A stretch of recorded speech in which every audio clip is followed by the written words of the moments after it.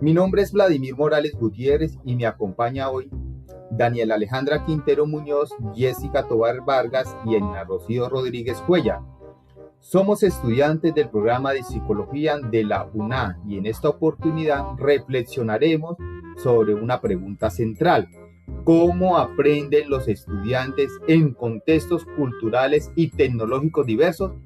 Nuestro análisis gira en torno al caso de Valeria y Santiago, dos estudiantes de 15 años cuyas formas de aprender reflejan la diversidad presente en la escuela contemporánea.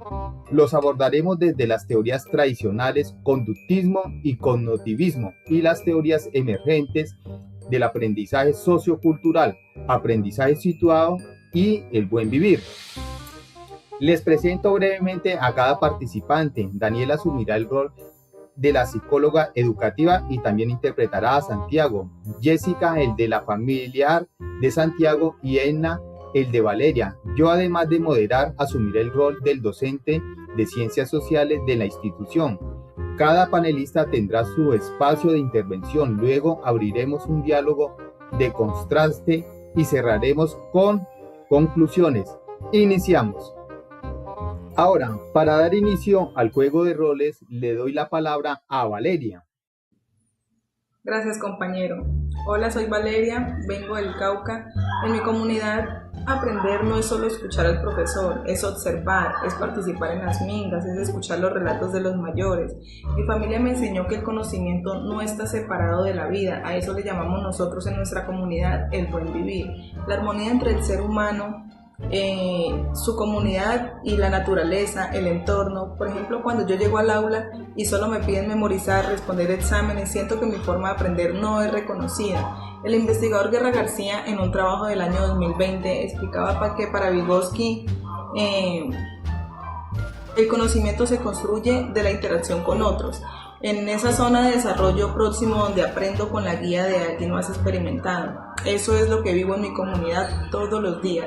El aprendizaje situado también me representa. El conocimiento tiene sentido cuando ocurre en contextos reales y culturalmente significativos. Mi aprendizaje está en mi lengua, en mis prácticas, en mi tierra. Le pido a la escuela que me vea como lo que yo realmente soy. Le paso la palabra a mi compañero Santiago. Gracias, Valeria. Hola a todos, yo soy Santiago, tengo 15 años y vivo en Bogotá. Mi forma de aprender está muy ligada a todo lo que tiene que ver con la tecnología.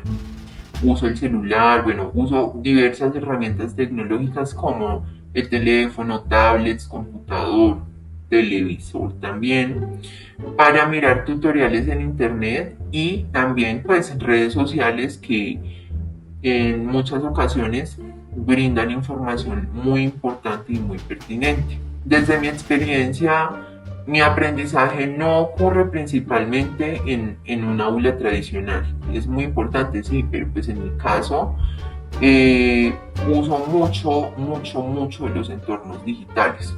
Aprendo viendo videos, explorando contenidos en línea y es un aprendizaje de manera autónoma, como se los mencioné anteriormente. Sin embargo, eso también me trae muchas dificultades, como mencioné, tiendo a distraerme muy fácil, es muy fácil que viendo un video educativo en YouTube me salga de contexto y por allá termine viendo shorts de cosas que para nada vienen al caso, ¿sí? Salto de una tarea a otra y realmente no siempre logro profundizar en esos conocimientos, en esos temas que realmente necesito. Además que también, por obvias razones, no cuento con un acompañamiento constante por parte de mis padres en la casa, lo que también influye en mi disciplina y en mi organización. También aprendo mejor cuando los contenidos son muy visuales, cuando son interactivos, cuando son dinámicos, lo que explica por qué prefiero herramientas digitales sobre métodos tradicionales. Realmente la lectura, estar ahí leyendo textos largos, no es que sea el fuerte mío, ¿sí? Yo creo que desde mi perspectiva, siento que mi proceso de aprendizaje se explica mucho mejor desde la teoría del cognitivismo, porque esta teoría se centra en cómo procesamos la información, la atención, la memoria y, claro, también la organización del conocimiento. En mi caso, aunque tengo mucha información, presento dificultades en procesos cognitivos como la atención sostenida, como la organización mental, lo que claramente está afectando mi aprendizaje. Bueno, respecto a lo anteriormente mencionado, el investigador Antolines, en un artículo del año 2020, retoma los fundamentos del conductismo, que también explica mi forma de aprendizaje. Pues en estos fundamentos se explica que los estímulos del entorno moldean nuestra conducta. Eso me describe. Las notificaciones y los me gusta que llegan en mis redes sociales como Facebook, WhatsApp y demás son reforzadores que condicionan mi atención. Y Pérez Álvarez, en una publicación del 2021, nos recuerda que el concepto de conducta operante de Skinner sigue muy vigente para entender por qué repetimos lo que nos genera una satisfacción inmediata. Pero hay algo muy importante aquí, y es que el cognitivismo, más que el conductismo, siento yo que me identifica mucho. ¿Por qué? Eso explica que cuando proceso un video bien organizado, estoy construyendo esquemas mentales, ¿sí? Zúñiga y sus colegas, en una investigación reciente del 2024 sobre la teoría de Piaget, muestran que aprendemos cuando logramos equilibrar lo que ya sabemos con lo que para nosotros es nuevo. Y ya para finalizar, siento que, bueno, hablando desde mi rol, siento que mi forma de aprender no es inferior, simplemente es algo diferente, ¿sí? La tecnología ofrece múltiples oportunidades, pero también exige desarrollar habilidades cognitivas como la concentración, la organización y la autorregulación. Aquí también se incluye la disciplina que debemos tener para poder enfocarnos en lo que realmente interesa. Es por eso que el acompañamiento docente y estrategias pedagógicas adecuadas son clave para transformar mis dificultades en fortalezas. Una vez terminada mi intervención, le cedo la palabra a la psicóloga educativa. Bueno, desde el rol como psicóloga educativa, mi función es analizar cómo los contextos influyen en el aprendizaje de los estudiantes, en este caso, pues de Santiago y de Valeria. Para comenzar, en el caso de Santiago se evidencia un aprendizaje mediado por la tecnología, ¿sí? Lo cual favorece el acceso a la información, pero también genera múltiples dificultades en la atención sostenida, en la autorregulación y, por cierto, en la organización de tareas. Y por otro lado, hablando de Valeria, presenta un aprendizaje construido desde lo comunitario, desde la observación y desde la participación, lo cual se relaciona con prácticas culturales propias y una visión más colectiva del conocimiento. Bueno, es importante destacar que el aprendizaje no ocurre de forma aislada, ¿sí? Sino que este más bien está influenciado por los contextos en los que vive cada estudiante. Para ello, la teoría ecológica de Urie permite analizar estos contextos a través de diferentes sistemas. Por ejemplo, en el caso de Valeria, Su microsistema está marcado por la comunidad, los saberes ancestrales y el aprendizaje colectivo. En contraste, Santiago se desarrolla en un entorno digital que le permite acceder muy rápidamente a la información, pero de forma fragmentada. A nivel emocional, siento que Valeria puede experimentar una disonancia cultural, es decir, una desconexión entre su cultura y las prácticas escolares. Por su parte, Santiago presenta dificultades de autorregulación asociadas a la sobreestimulación o sobreexposición a estímulos digitales. Desde este enfoque, es necesario intervenir no solo en los estudiantes, sino claramente también en sus entornos. En Santiago, fortaleciendo habilidades de organización, atención y uso consciente de la tecnología, enseñarle disciplina y autorregulación. En el caso de Valeria, integrando su cultura al proceso educativo para promover una educación más inclusiva. De esta manera, la escuela puede convertirse en un espacio donde las diferencias no sean un obstáculo, sino una oportunidad para aprender. Bueno, ahora sí nos gustaría escuchar a la familiar del joven Santiago. Gracias, soy la mamá de Santiago. En casa no siempre hemos podido acompañarlo como quisiéramos. El tiempo y el trabajo nos limitan, pero lo observo y cuando algo le apasiona puede aprender durante horas. El problema es encauzar esa energía hacia lo académico. La investigadora Mansueta, en un artículo de 2022, explica la teoría de aprendizaje observacional de Bandura. Los jóvenes aprenden imitando las conductas de las personas cercanas. Si en casa no hay rutinas de estudio, si Santiago no ve adultos aprendiendo, difícilmente construirá esos hábitos solo. Las redes sociales también actúan como reforzadores poderosos.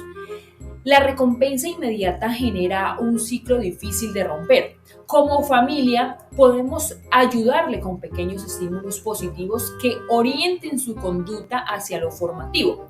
La escuela y el hogar debemos caminar juntos. Le doy la palabra al docente. Gracias. Desde el aula lo que más me enseñan Valeria y Santiago es que no existe un solo modo de aprender. Ambos son capaces, pero cada uno necesita condiciones distintas. Con Valeria, incorporar relatos y trabajo colaborativo transforma su participación. La investigadora Córdoba, en su trabajo del año 2020, explica que el lenguaje y la cultura son mediadores esenciales del conocimiento, y Arcos Sánchez, en una investigación del 2021, propone el enfoque diferencial como una forma de respetar la identidad del estudiante como un punto de partida pedagógico.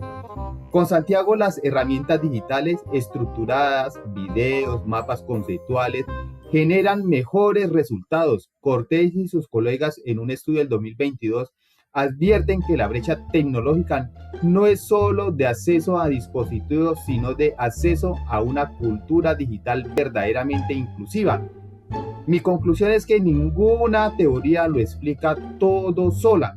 Como docente necesito integrar enfoques para responder a la diversidad real de mi aula. Hemos escuchado 5 perspectivas muy valiosas. Ahora, una pregunta para el grupo. ¿En qué coinciden las teorías tradicionales y emergentes y en qué difieren? Daniela, desde tu rol como psicóloga, ¿cómo lo ves? Claro que sí, Vladimir. Yo desde mi rol puedo decirles que la convergencia más clara es que todas las teorías, tanto tradicionales como emergentes, reconocen que aprender implica un cambio en el sujeto, y eso es muy importante. Es decir, que después de un proceso de aprendizaje la persona no es exactamente la misma, sino que algo ha transformado en su forma de actuar, pensar o relacionarse con su entorno. ¿Listo? La principal diferencia se ve en donde se ubica ese cambio y cómo se puede explicar. El conductismo, por ejemplo, lo sitúa en la conducta observable, enfocándose en las respuestas que el individuo manifiesta frente a estímulos del ambiente. El cognitivismo, por su parte, traslada ese cambio a las estructuras mentales, resaltando procesos internos como la memoria, la atención y el razonamiento. En contraste, esas teorías emergentes amplían aún más la mirada, ¿sí? Entendiendo que el aprendizaje no ocurre de forma aislada, de una manera aislada, sino en la relación constante entre la persona, su cultura y su comunidad. Desde esta perspectiva, aprender también implica construir sentido, identidad y vínculos, reconociendo siempre el contexto como un elemento fundamental en el proceso educativo, en el proceso de aprendizaje.